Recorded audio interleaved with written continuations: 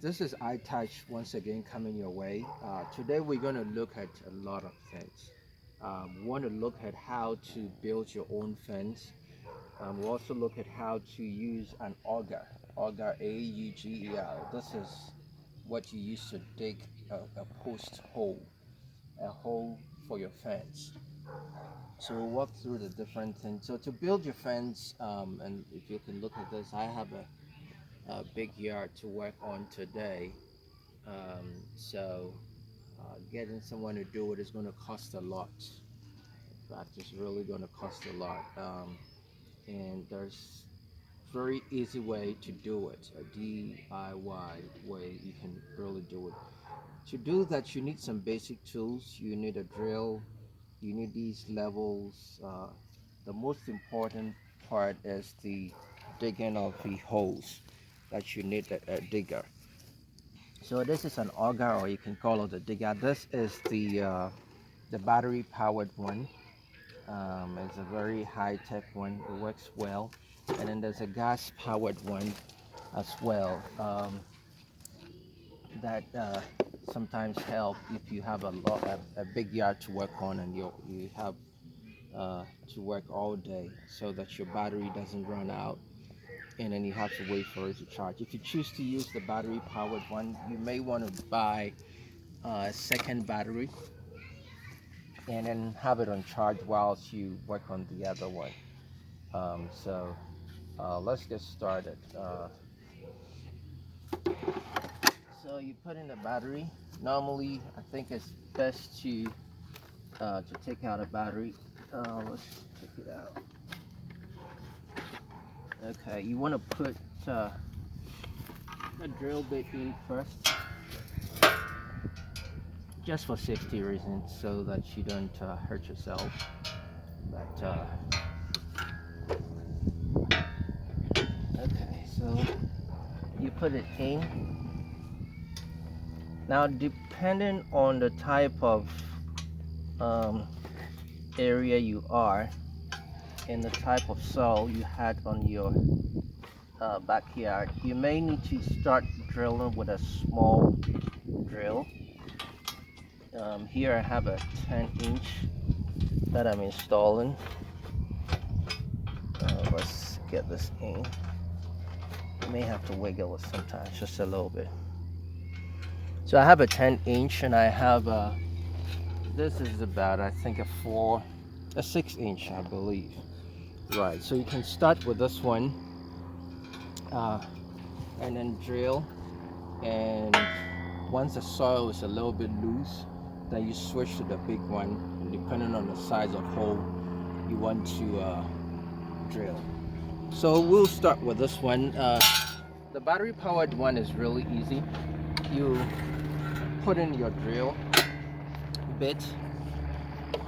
You make sure your battery is fully charged. It takes quite some time to charge fully. You slot it in, and then this is the battery tester. You want to press this one just to make sure all four lights up, and that would help you to have a good range in terms of the time you spend in drilling multiple holes. And you also want to watch these indications here. The first one tells you when it's green. It shows that the machine is running well. If it turns red, it means there's a fault or there's an overload, so you need to stop running the machine, and make sure you check the issue before you continue. And then this last one is a kickback prevented. So this is a technology that is built into the device. Once it hits a hard item like a stone, or something that is really hard, then it would stop. It will kick back and stop. That's just for the safety of the machine, and not to ruin the machine, and for your safety as well, because the machine will start moving around and fighting back on you. This is just to um, change the direction of the drill bit. So if it's on this way, then it's drilling inside, and then you can do the reverse to reverse it back in case it gets stuck and you need to pull it out. And then you can put it on low or high as well when you're doing. And then this is the handle that would kick it off to start. And then you make sure this is connected as well. Normally when it's new, this would not be connected. So now we're ready to drill.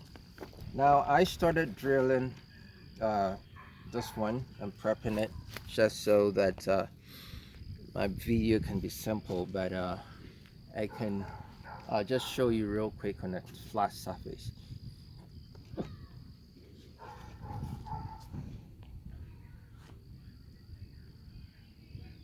All right, so you want to make sure you stand at ease and then position the machine this way just so that it hits your ties. For safety reasons, you want to be careful and make sure there's no obstruction in your way, and then position it over the hole that you need to drill, and then you press it, and then make sure you do it gently. You don't have to fight it or push it down. It has to be very gentle. So, and then you control it.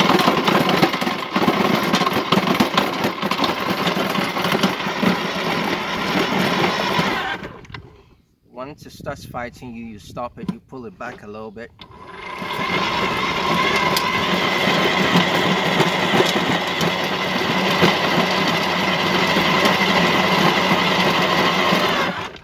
Okay. And in some situations you may need help. You may need two people, one on one side and the other on the other side, just so that you can really control it very well. But I think I have about 2 feet down that I've drilled, so I'm good with this one. And then you can use your shovel to drill. Now one thing I want to mention is sometimes when the machine hits a stone, it will kick back and then stop. That is really good so that you don't mess up the machine and you don't have any issues. So we're good. Let me put it down. If you're putting it down, you want to make sure it's in a safe place, not obstructed. One of my favorite tools is this one. So this really helps a lot. If you hit a stone and you need to get it out, this would really do the job really easy. You know, you can take the stone out and then you continue using the drill, the driller to and the auger to drill. So I think we are doing good. You can use a shovel, or there's one device that is used to collect the sand. Is normally sold in any of the stores. You just put it in and then you close it up. It grabs the soil, but my hole is quite big enough for me to use a shovel, so I will use a shovel this time around. And then I grab it like that. You wiggle it around, and then I get it out. Right. All right, so we are done with demonstrating the battery powered one. Now I want to take a quick look at the gas powered one. It's the same device. It works the same way. You install it.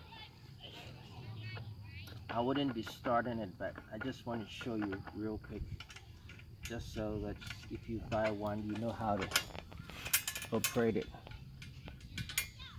And then the fuel you use in this one has to be mixed with a solution that is sold. Is a blue solution called the oil, engine oil for a small cycle engine. So you notice that it's written up here, gasoline plus oil. You don't want to run this machine just only on gasoline. You burn the engine, you mess it up.